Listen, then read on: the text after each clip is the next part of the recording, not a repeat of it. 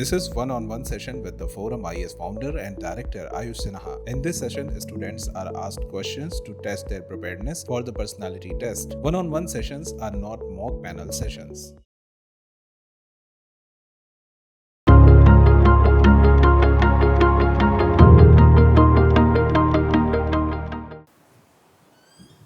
May I come in, sir? Yes, please come. Good afternoon, sir. Good afternoon. Have a seat. Thank you, sir.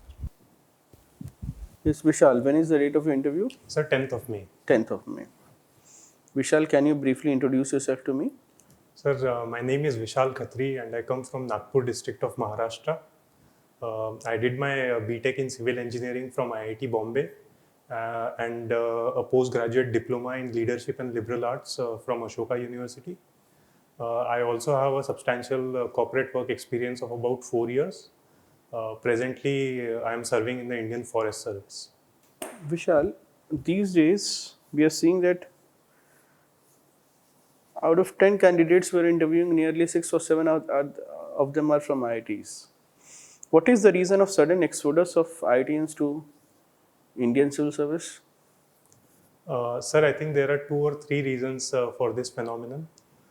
Firstly, sir, as my experience has been and as I've spoken to multiple friends of mine, people don't find full satisfaction in their corporate careers. They always have a feeling that something is missing and they can handle bigger responsibilities. So civil service is one of the avenues they turn to, other being startups and entrepreneurship. Secondly, sir, I think the awareness about the importance of civil service has gone up substantially. For example, in batches which were ahead of mine, when I speak to my seniors, I come to know that they were not really aware of the roles and responsibilities as well as the impact generating opportunities that civil service offers. Now, because of social media and greater positive narrative about civil service, that awareness has gone.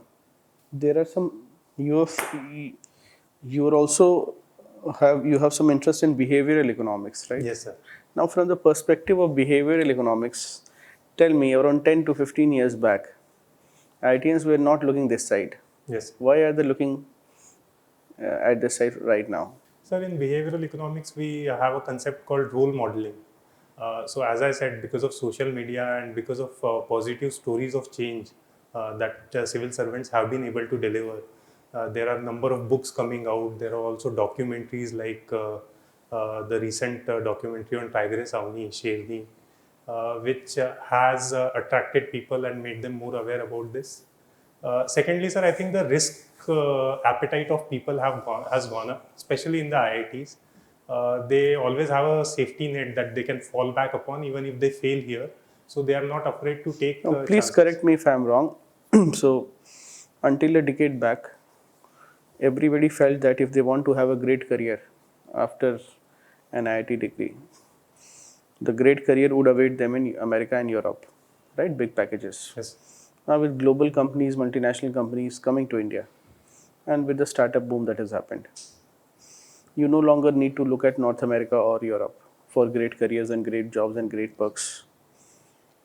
So, when it comes to working in India, once you're settled that you have to work in India with fat paychecks that nearly match adjusted to basically the cost of living, nearly Yes. match the West, then when you have decided as an IITian that you have to work in India, then you start looking at civil service. And Yes. that it gives a good competition given the prestige of the job. Yes. Is it to some extent responsible? Sir, I think that's a very pertinent point, sir.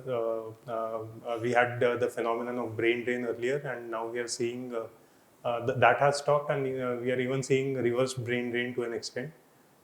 So people who stay back in India are definitely more likely to take up civil service. Another thing is, just take 15-20 years back. Government servants were not encouraging their kids to go for civil service. Just 15 years back. They wanted the IAS officers would send their kids abroad, only abroad. Now, after 6th pay commission, the salaries have improved to a great extent, and 7th pay commission has made a marginal improvement over it. Yes, sir. So, government servants, wherever the parents are government employees, they are also again encouraging kids to go for civil service, given that salary structures are at least respectable, if not very competitive. Yes, sir. Sir, if I may make a point, I think the government servant form a very small percentage of the Indian population.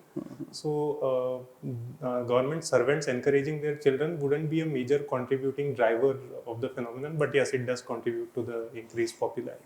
But if I see the DAF, around 6 or 7 people again would have one of the parents at least being a government employee. That's a surprising revelation even for me, sir. Now, that should not be surprising given if you're not a government servant, you'd be there from the previous generation, there are not too many corporate sector employees, given that corporate sector did not exist for the previous generation, Yes. like it exists for you. So Yes. most likely the rest of the population is self-employed or business. Yes, sir. So while businessmen have something to pass on to children, government employees do not. Yes. And the government employees' children have to fight and climb their own ladder Yes, sir. and fight for a job. Sir, I think in my generation specifically, the allure of salary has gone down and people are preferring more jobs which offer better lifestyle in an overall sense of the term, in terms of work-life balance, in terms of the living standard, etc. So, civil services also score better than corporate jobs on those aspects. You would say, but what I'd say is that right now the good salary structure has dissipated to a great number of people compared to, let's say, 5-7 years back where only few people. So when it was few, we were satisfied. But when you see that nearly everybody else is as good as you, Yes. then you start looking for something else. So that stops being a motivation and starts being a hygiene factor. Yes. You know? But earlier it was a motivator. Yes. You know, when only one person from the whole college will get a salary which cannot be matched by others even after 5 years of working. But that is not happening any longer. Those fat paychecks are also not coming, and others will match up quickly in 4 or 5 years if they make the right career moves. So, Vishal, with respect to you've been a civil engineer, everybody tells me that when I travel to any metro city, I see big buildings with glass facades looking very beautiful. Everybody says we are merely aping the West. Yes, sir. And so everybody says India is a sunshine-rich country, and with so much solar, so much sun, these buildings will become greenhouse gas chambers. Sir. I, on the other hand, think that engineers like you must have consulted those owners of big buildings or those creators of that amount of real estate, and must have been intelligent about the choice of materials such as using glass facades. Sir. So, do you think, why are we using glass facades? Are they as bad as it prima facie looks like? Sir, to my limited knowledge, I think glass is a great absorber of thermal radiation, and therefore it does increase the HVAC cost of the entire building. However, sir, now there's upcoming technology which includes transparent solar panels. So while it also gives your building a good look, you can also have solar power generation through glass facades. Okay, somebody tells me that while they are glass, they are not normal glass, they are reflective glasses. Yes. So therefore, as much as it looks like, the heating is not going to be as much. Is that correct? Sir, that's correct to an extent, but sir, even it's still more absorptive than concrete. So the HVAC costs will go. So it's pure aesthetic is the only reason why we are going for glass facade, or is there anything else? Sir, I can't think of any other reason as of now. What are some ways or some indexes or measurements of how green a building is? Sir, officially, there's a rating developed by TERI in association with government authorities called GRIHA rating, which can assess an under construction or a constructed building and give it a rating. Apart from that, sir, we would look at, if we were to think from first principles, we would look at indexes like the energy consumed, the HVAC cost. Internationally also, is there any other rating? Sir, there is one particular rating by a US agency. I'm forgetting the name, sir. By Leeds? Yes. What is the name of the rating? Can you recall? Sir, I don't remember. What is the catch here? What is the criticism of these rating agencies, especially of the West? Sir, I think green, to define green is very contextual in a particular socio-economic context. So even if we get a green certification from, let's say, a US agency, it does not mean that it is green by Indian standard. Tell me 3 criticisms of smart city from a sociological perspective.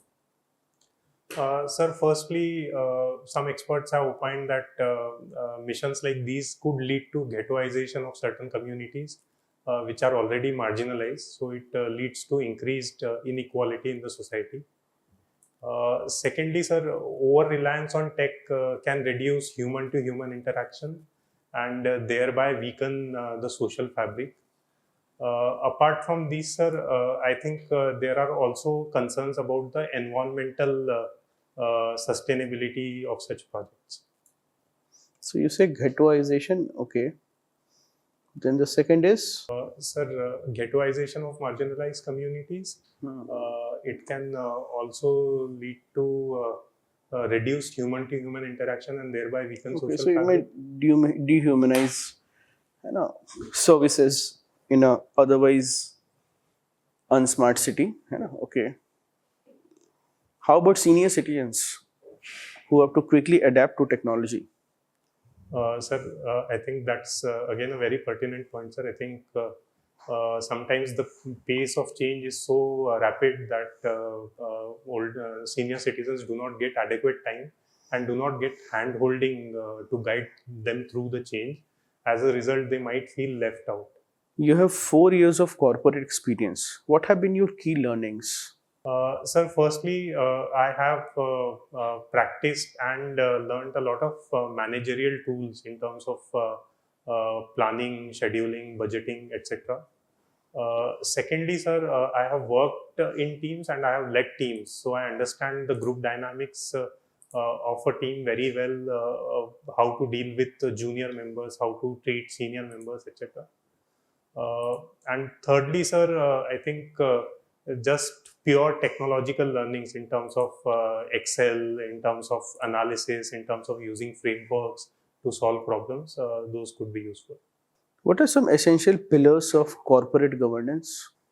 Sir, corporate governance is the management and direction of corporate entities like companies, partnerships, etc., to ensure their sustainability.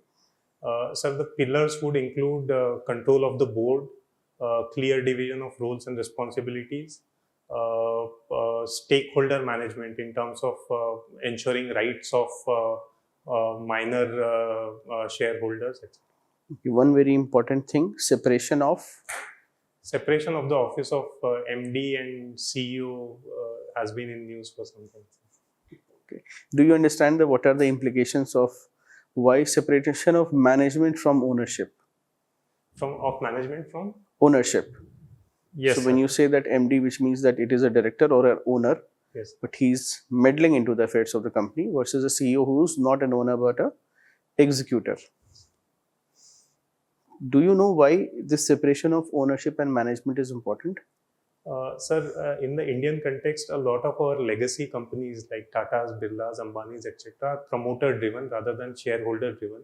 So even if the promoter family has lesser shareholding, they have an outsized influence in the decisions of the company.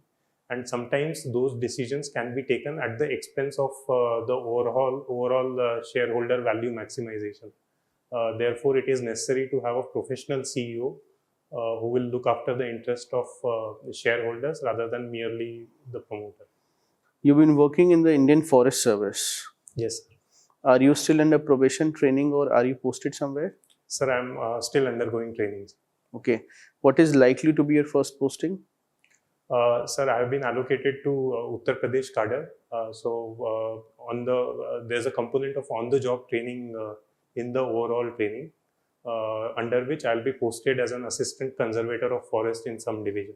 Few years ago, the Prime Minister gave a speech saying that he was dissatisfied with the civil servants. Now, there are many occasions where he has been dissatisfied, but on this one, he said that despite 70 years of independence, our officers have not been able to justice to the tribals in terms of their land rights. Can you tell me what is the Prime Minister's grievance? Sir, I'm sorry, sir, I'm not aware of the specifics he was talking about. I can take a guess if you would allow. Yes. So if you do not know, can you tell me in what context he may have said this, or what is happening that any prime minister of the country may feel that justice to tribals has not been done adequately? Sir, tribals were the indigenous people of this land, and they are struggling currently on human development indicators in terms of alienation of their land, in terms of change in their customs and traditions. Even the Forest Rights Act, a parliamentary statute, in its statement of objects and reasons, conceded that we have not been able to do justice to tribals in terms of land rights. Why we are not able to grant land rights to them? Sir, there is a continuous ongoing battle between environmental protection versus granting justice in terms of land rights to tribals. So, for example, there are protected areas like Simlipal in Odisha, where tribals want to gather minor forest produce, enter protected areas, and they often come in conflict with wildlife there. That is the major reason. What is minor forest produce? Sir, minor forest produce is any non-timber material obtained from forest. Examples could include, sir, honey, tendua leaves, several kinds of fibers, grasses, etc. Vishal, why do we have a increasingly we are seeing that companies are scrambling for securing processors for themselves, because all devices these days use processors. So there is a continuous fight, including even companies in India which are in services sector such as TCS and all. Everybody is getting into the semiconductor battle. What is the reason behind this shortage of semiconductors? Sir, there are two or three major reasons for the global shortage of semiconductors. Firstly, sir, this is a very water-intensive industry, and Water-intensive industry. yes, sir, it requires huge quantities of extremely pure water, and the major export hubs To manufacture semiconductors. to manufacture semiconductors. Okay, go ahead. And the major hubs of production are in Taiwan and China, where there were droughts in the last 2 years. Because of this, the global supply has been affected. Secondly, sir, there was a certain amount of pent-up demand after COVID, and that has led to a huge surge in demand for semiconductors after the economies have shown some revival from COVID. That has also led to a supply-demand mismatch. You follow Indian startups. What is a unicorn? Sir, a unicorn is any startup which has attained a valuation of $1 billion, which is about 70,000 crores, which is about 7,000 crores. I'm extremely sorry. 1 billion is 7,000 or 1 billion is 70,000? Sir, 70,000 crores. How many millions does a billion have? Sir, 1,000 million is a billion. How many rupees is $1 million? Sir, about 7 crores. Sir. Yes, sir. 7,000 crores. Okay, so you said that any company that has a valuation of 7,000 crores or $1 billion, where is this valuation? Sir, this is mostly a private valuation, meaning that... Always a private valuation. Privately held companies that have a valuation of 1 billion. Am I not correct here? Sir, typically it is privately held because the investment is from private venture capital or private equity firms. But I am not sure of the technical... It's a privately held company Yes. that has a valuation of $1 billion. Thank you, sir. So, what is the reason that, we have, in US we have a Google, Facebook, WhatsApp, everything is happening here. Why do we not have such companies in India? Sir, firstly, I think there is a time gap of about 25-30 years between Silicon Valley and the Indian startup ecosystem and the emergence of Indian startup ecosystem. So I would say it is not justified to expect such results very, very quickly. Having said that, sir, there are factors which are holding back the Indian startup ecosystem, which we can work upon to generate such large companies. There are several green shoots. Companies like Freshworks. They're doing, but tell me, why are young people like you are coming for civil services not going for startups, even though you love to follow them? Sir, I think personally, I do not have the risk appetite to start up right now. A young man with a 4-year corporate experience and a good salary does not have risk appetite. What social reasons are responsible for it? Sir, I think one, in the Indian society, children are considered responsible for taking care of their parents and their larger family. So, having risen from a rural background, I think there's not only expectations, genuine expectations from my family, but also a larger family that I will contribute, if not financially, at least through indirect means, to the overall welfare of the larger family. Vishal, are we a rich country or a poor country? Sir, in terms of technicalities, sir, our per capita income is about 1.4 lakh annually. Recently, there was a World Bank and IMF paper which said that we have almost eradicated extreme poverty.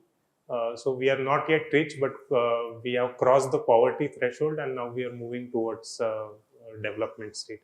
I would expect that in society why entrepreneurship is not cultivated is because who are the role models in society in a country that is to some extent poor, if not completely poor or largely poor? Do we celebrate wealth or do we celebrate genius? What do we celebrate? Sir, I think the role models children look up to include Bollywood stars, civil servants, cricketers, and so on.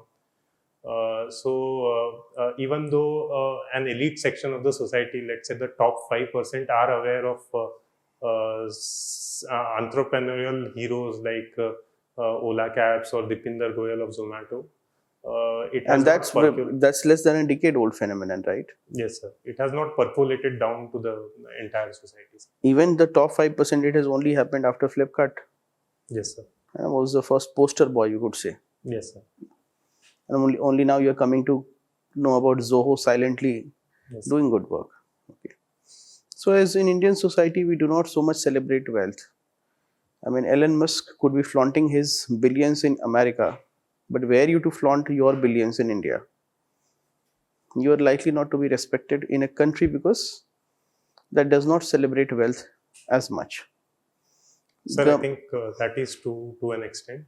The overall inherent tendency of Indians is to respect modesty rather than extravagance or display of wealth. That is correct. So we have more respect for modesty than extravagance. Yes. And that is how we have been. Secondly, the government policies were largely based on, had socialist leanings, not much scope for, so these companies such as Google or Facebook or WhatsApp, even if they did not start with VC funding or at the right stage, they got liberal amount of private equity access. Yes. Which allowed them to pursue goals that would only generate results after a very long time. Yes. That kind of funding did not exist in India until now. So therefore, the startup ecosystem also did not exist. Yes.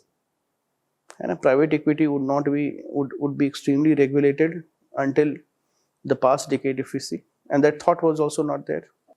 Sir, if I may add on this, sir, I think one of the major prerequisites for a successful startup ecosystem is cross-fertilization of ideas. Any innovation comes from cross-fertilization of ideas, and California or Silicon Valley in that sense has been able to attract talent from Israel, from Central Asian countries, from erstwhile Soviet countries, and even Asia.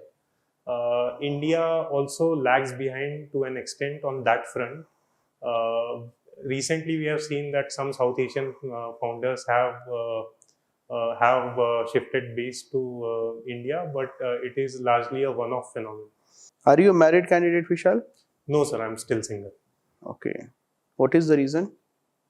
Sir, I just wanted to settle my career before getting married.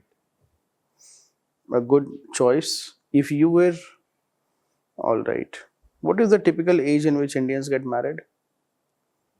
Sir, I'm not aware of the data, but I would guess that the median age would be around 25, 26 years. You talked about risk appetite.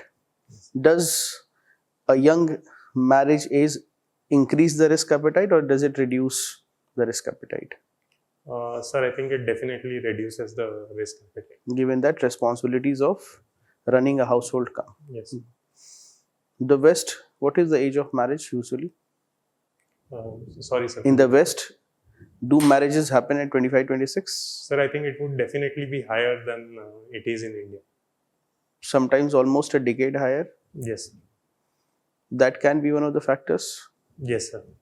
Sir, related to the point you raised, sir, I think one other difference we have seen in the West and in India is that Indians mostly do their MBAs right after their engineering or maybe with a couple of years of experience.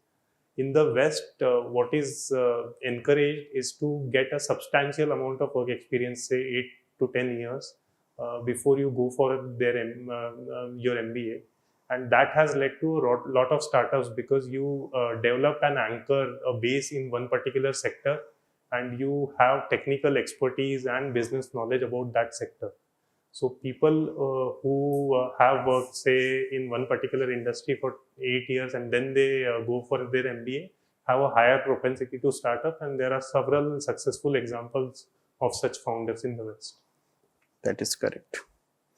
With respect to IITians coming for civil services, correct us if I am wrong, don't we have earlier civil services was always considered a definitely a difficult exam even for IITians. But with so many IITians clearing it with top ranks, has it somewhat led to some study culture in second and third year and fourth year of IITs and study groups focused on civil services? Sir, I graduated almost a decade back and from IIT Bombay, where I did not see any such thing. I was not even aware that this is a probable career option. I think less than 5% of my batch would have. Yes, so that was a decade back. Yes, sir. Today the things are quite different because some of your college juniors or subordinate seniors, they have gotten top ranks and proven a model that it's not as risky as it looks like. So the IITian network is extremely strong and extremely approachable. So I would not be surprised if things have percolated down from toppers. Vishal, what is happening in Pakistan? Sir, Pakistan just got its new Prime Minister in the form of Mr. Shehbaz Sharif. Mr. Imran Khan became the first Pakistani Prime Minister to lose a no confidence motion. And hence continued the tradition of no Pakistani Prime Minister completing his full term. What is our biggest challenge when we have to talk to Pakistan? Sir, I think our biggest challenge now has become the ambiguity of whether to take Pakistan at its face value or not. What is the reason behind it?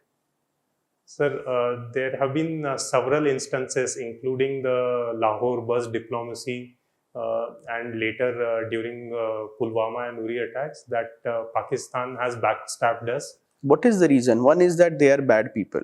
Okay, so that's a simplistic explanation that they are bad people. But if I were to ask you logically, why it has happened that the Pakistani Prime Minister has committed to peace and then cross-border activities have happened? What is the reason? Sir, one probable reason could be that once they extend a friendly handshake to us, we let our guard down, and because of that, no. Let us imagine they are nice people for a minute. Yes, sir. Then think, what is the structural problem with Pakistan? Sir, I think one of the reasons for these could be there is no single authority which has legitimacy as well as power in Pakistan. army does something and the political establishment does something else. Yes. So we do not know who to talk to in Pakistan. Very good. All right, Vishal. So Vishal, you are already in Indian Forest Service. You have given it. You've had your share of experience working across organizations. Why do you want to go for? Why you are so unhappy? Why you want to go for civil services, IAS? Sir, I think I've been happy with all of my experience, including the corporate jobs I did and the Indian Forest Service. Each of these added something to my personality and made me a better person.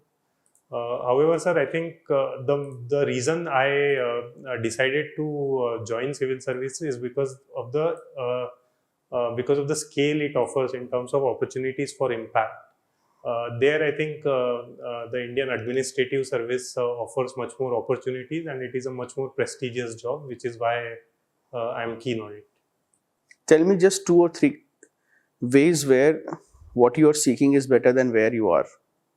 Three lines or 3 words. Sir, firstly, I think to give you a very concrete example, some of the states have a pollution control board, and the Indian Forest Service officer, the DFO of the district, is typically the secretary of that board. That board is chaired by the district magistrate or the collector in that district. So the authority is higher. Secondly, sir, if you look at the budget numbers in the state budgets, you can see that the state forest budget is in some of the heavily forested states like Chhattisgarh and Jharkhand touch 15% of the overall budget. The rest of it is obviously under the revenue administration. And thirdly, sir, in terms of central government deputations, etc., I think the IS has much more opportunities compared to forest service. All right, Vishal, your interview is over. Thank you, sir.